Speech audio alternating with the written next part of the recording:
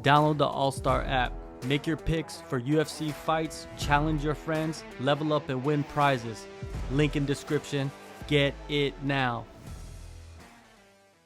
You're in the snow, you live in Colorado where it's like mountains everywhere. I just interviewed Yuri and he told me about the time he got lost in the mountains.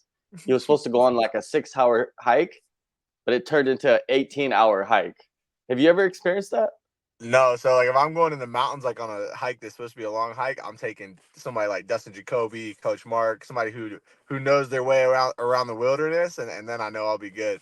All right. I'm You won't also, go alone. another good way to avoid that, just don't go on hikes. You know, Yeah. my wife's always like, I'll get home from training, she's like, "Hey, I looked up this really awesome hike. You want to go on it?" I'm like,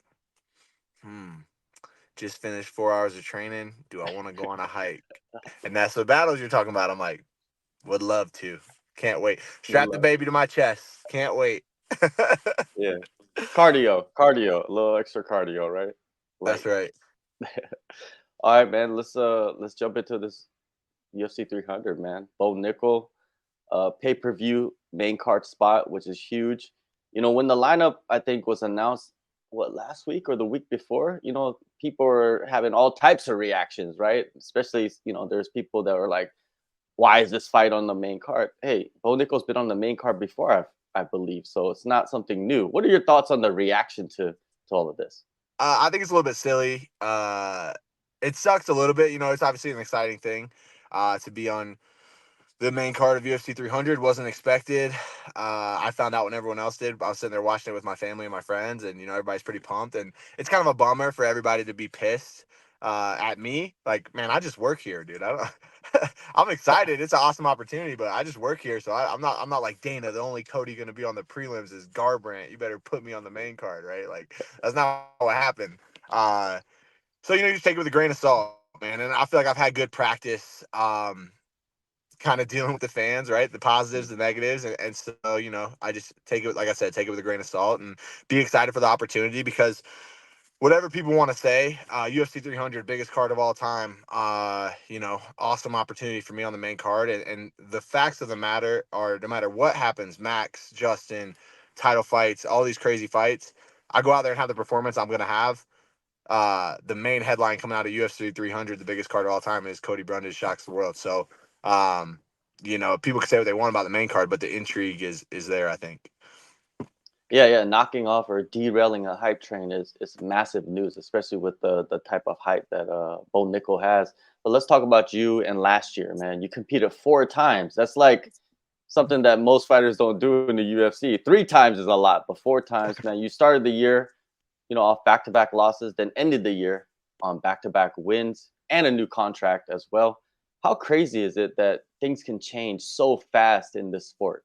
Oh, that's the game, right? You gotta ride the roller coaster a little bit, and I don't think my record really shows how talented I am. I'm 10-5 on my record, but I've grown up in the UFC and I've taken my lumps. I've fought some really talented dudes, Adolfo Vieira, Michael Oleksiejczuk. I fought some guys that are tough and are going to be in the UFC for a long time, and like I said, I've taken my lumps, but it's all about learning and growing. And I feel like every time I get out there, I have a better performance, and I'm slowly starting to put it together. And we kind of talked about this my last fight, but feeling like a vet, feeling like I've been through the paces, and I deserve to be here. And for a long time, that's a big hurdle to overcome. So, I feel good. And 4 fights in a year was awesome. I took a lot of those fights on short notice because I'm always training, always trying to stay ready, and I feel like I'm still young. I'm only 29, so.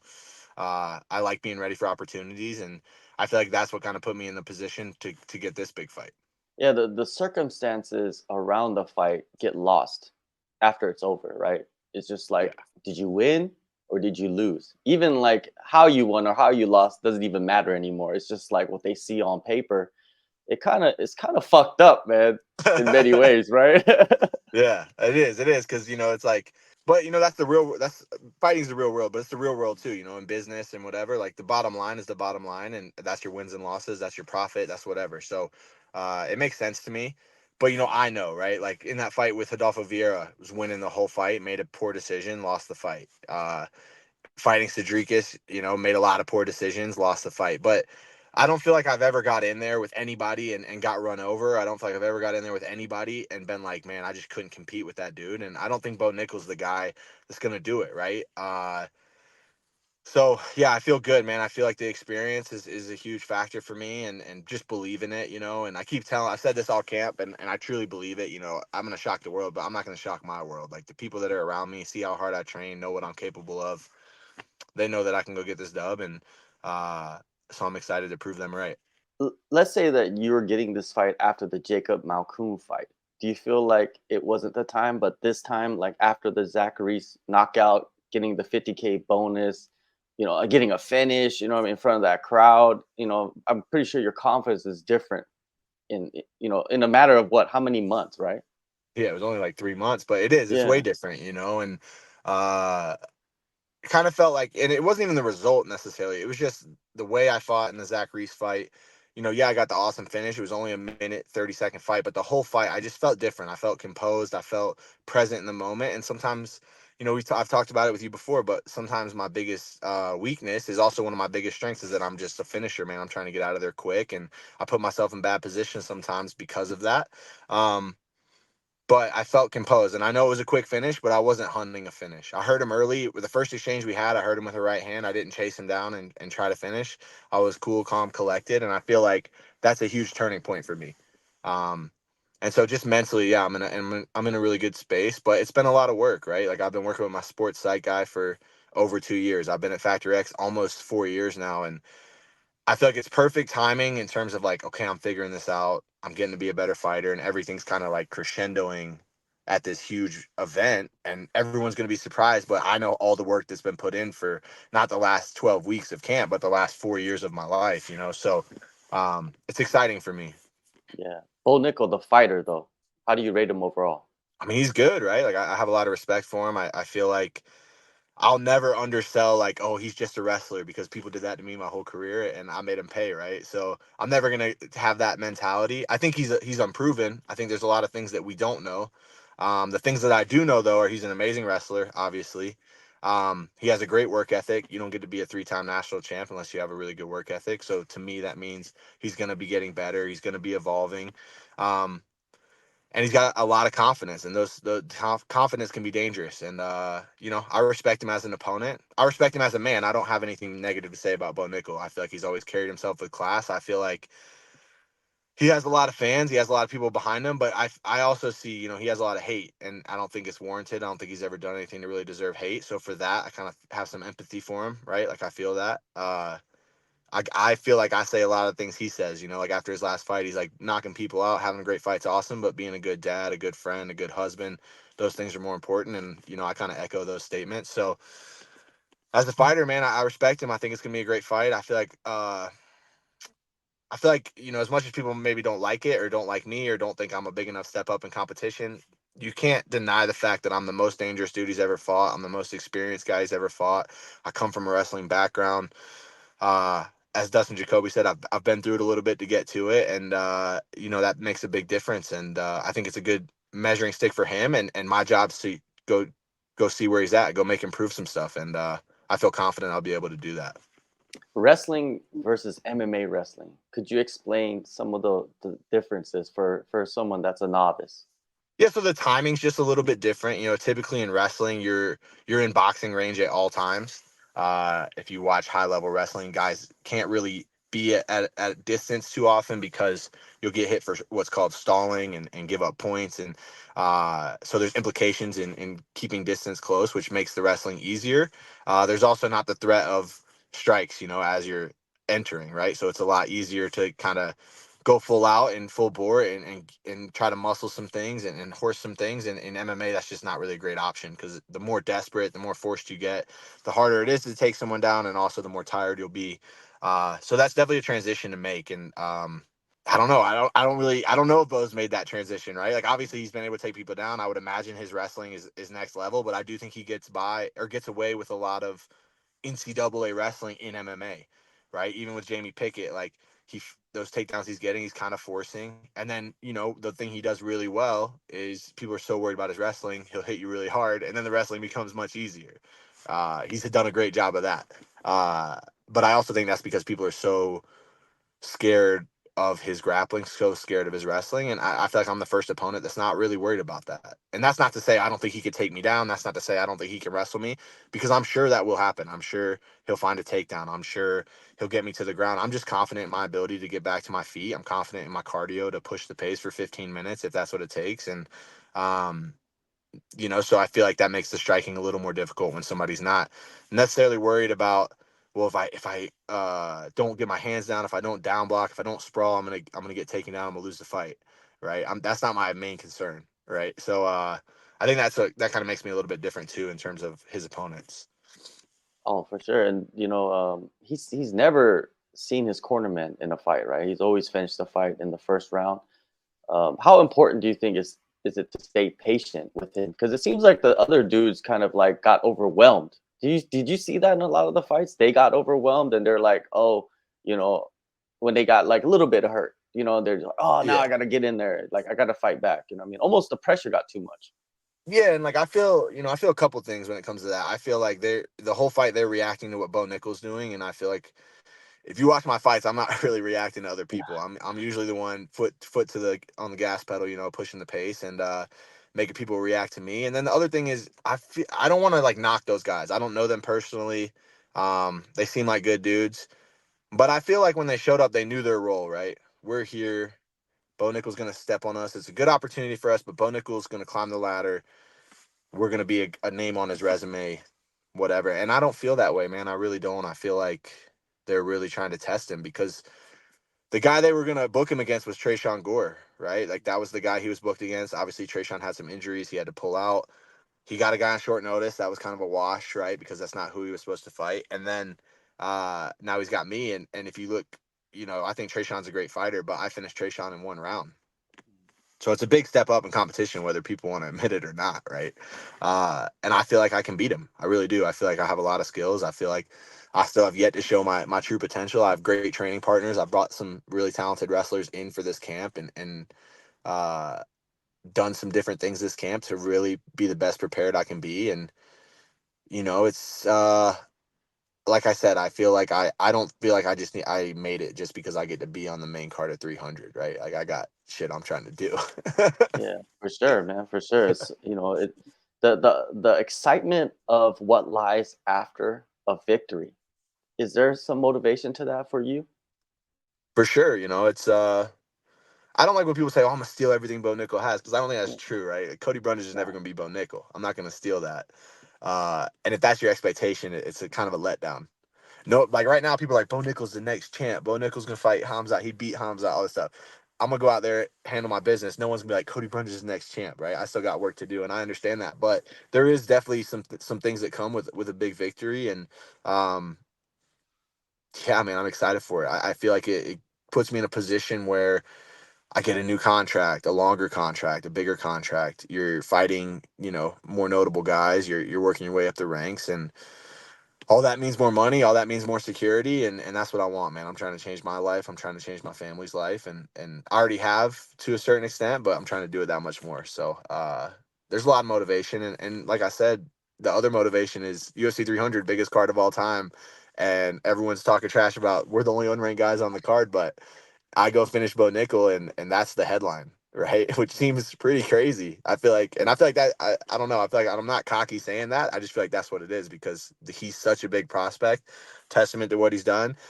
But man, I just know I have power in my hands. I know I have good wrestling, good jiu-jitsu, and I'm just super confident, man. I feel really, really good. You mentioned earlier about a couple things that you changed for this camp. Could you reveal anything to us? So I got Garrett Lineberger.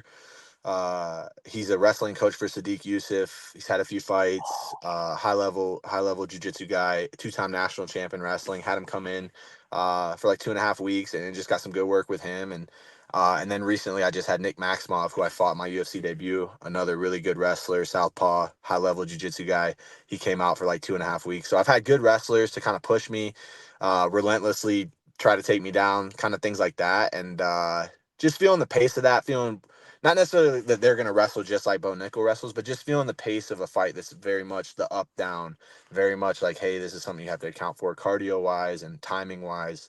I felt really good, and then just been working a lot more with my jiu-jitsu coach, Scotty Miller. He's a beast, man. He doesn't really get much credit, but he's an absolute savage. College wrestler, third degree black belt, I believe, and been a black belt for like over 10 years. And he just has some really, really good tricks and they kind of fit well with my game. And been working with him quite a bit. Obviously been working with Coach a lot, and Rob Wilkinson's been in town. So I've had a super solid camp. I've done a lot of extra stuff that I don't necessarily feel like I need to do, because I feel like there were some things that I've been lacking in not even just for Bo Nickal, but there were some things that I needed to pick it up. And part of it was, my last 3 fights of last year were all 4 weeks or less notice. So it's hard to like, okay, I'm going to kick it up now. This fight I figured out before Christmas. So I've had, the time to kind of get people out here, put some pieces together to make sure that I'm getting the best camp I can get. And all that on top of already being at Factory X, which, one of the best gyms in the world. So,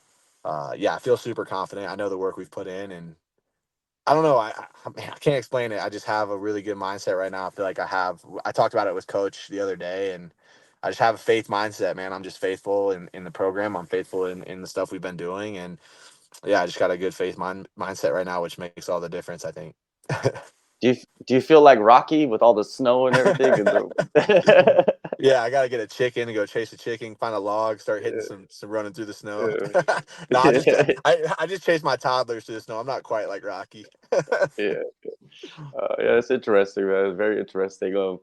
Yeah, it's gonna be a crazy fight, man. Are you secretly thinking like, or not even thinking, like hoping that he comes out like he did against Val Woodburn, like he wants to test his striking? Because if you go hammer for hammer, that's Yeah. a dangerous game to play with you, right? Yeah, I mean, I feel if he does that, I feel good. Yeah. It is a weird thing because people ask me like, "How do you think he's gonna come out?" Because I know how it was when I was first starting, right? When I first started fighting, and they're like, "Hey, you're fighting a wrestler," and I was like, "Well, I come from a wrestling background. I want to work my striking, right? Like this guy's a wrestler, I'm a wrestler." I think it's a dangerous game, man. I'm not necessarily a wrestler anymore. I've been fighting for damn near 6 years. I'm at one of the best gyms in the world. I'm training with super high level kickboxers. And most of the time, like whether I win or lose, if you stay on the field with me for an extended period of time, I'm gonna find you. I'm gonna hurt you. Uh, I'm sure I know Bo has really good coaches. I know he's watched film. I think he knows that. So it's hard to gauge. Is he going to come out, try to do the striking? Is he going to come out and wrestle? I would lean more towards he's going to wrestle, just because I don't know, man. It's just different when you get in there under the lights and you're like, all right, what am I going to do? What am I going to do? What am I going to do? I think he's going to throw hard, try to get to his wrestling, and yeah, we'll see what happens from there. But I'm excited, man. I feel like he's never been cracked either. And so I'm like, man, we'll see where you're at because nobody knows what he's gonna do. It's just like I told you with Zach. Zach's a good fighter. He fought some good dudes, but he had never been cracked really clean. And I was like, man, we'll see what happens because I know I'll find him. I found him super early, and that kind of set the tone for the rest of the fight. And so I feel like similar type thing here. All right. What do you think of this Nick Diaz, or is it Nate Diaz Jorge Masvidal rematch boxing? I don't know, bro. I guess they need some money. Yeah. I'll be honest, man. I don't really ever like this. Maybe sounds like a Dana White thing to say, so I don't know. But when these older guys like are putting their brains and their body on the line after already having 50 plus fights, I don't like it. I don't love it. But you know, a lot of times, unfortunately, most fighters aren't fighting because they have a wealth of other things they could be doing. So, 40 years old or not, they're like, well, what am I going to do? All I've ever done my whole life is fight. And so it's like, yeah, I'm going to fight. I'm kind of happy that they're both like similar points in their career. It's not like Jake Paul versus Mike Tyson, right? Like at least they're both kind of older and don't really have a ton of boxing experience. And, so I guess it's good. I won't be watching. I won't be buying. I'll catch the highlights, but yeah, I don't know, man. It's just not really my cup of tea. I think a lot of people that are in like the fighting world are most likely not going to be even watching that. You know what I mean? It's just that's like for the fans. Even like that Jake Paul Mike Tyson thing. It's just like, is it really going to happen? Man, I hate that thing, bro. That's crazy. Yeah. I mean, that's somebody's granddad you're boxing, Yeah. bro. That's crazy.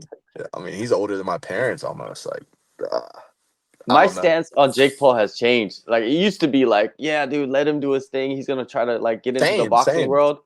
And now it's just like, dude, you become a clown. Like you're Same. fighting dudes off the street.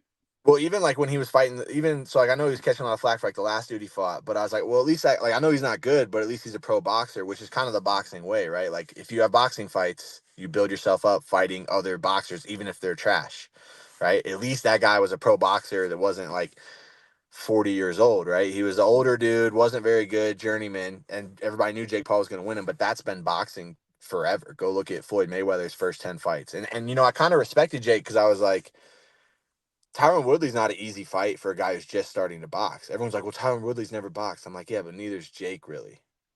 Right? Like he boxed Ben Askren and Nate Robinson. It's not like he had a wealth of great boxing opponents, you know? So I was kind of behind him. I was like, yeah, I think the Mike Tyson thing doesn't really make sense because of it seemed to me that he was shifting to be like, I want to actually pursue boxing. Like I'm an influencer. These influencer fights are cool, but I want to pursue boxing. That's why I'm fighting these guys you've never heard of. I'm not worried about you buying my pay-per-view. I'm trying to build my record up so I can go get a big fight with whoever, right? But now he's like back on the train of just doing these like circus fights, and that's just I Yeah. don't know, not a fan. Well, you know what's not going to be a fucking circus is UFC 300, boy. That's Hell going to yeah. be some fucking shit right there, April 13th. Man, I appreciate you taking the time, especially in that cold winter weather in Colorado. I know you're in the car and everything, Oh so I yeah, appreciate it, Cody, man. It's always good catching up with you, too. All the best in this fight. Like I said earlier, this fight opens doors, and for all you got sure. to do is kick in that door, man. Thank you so much, man. Oh yeah, appreciate you, brother.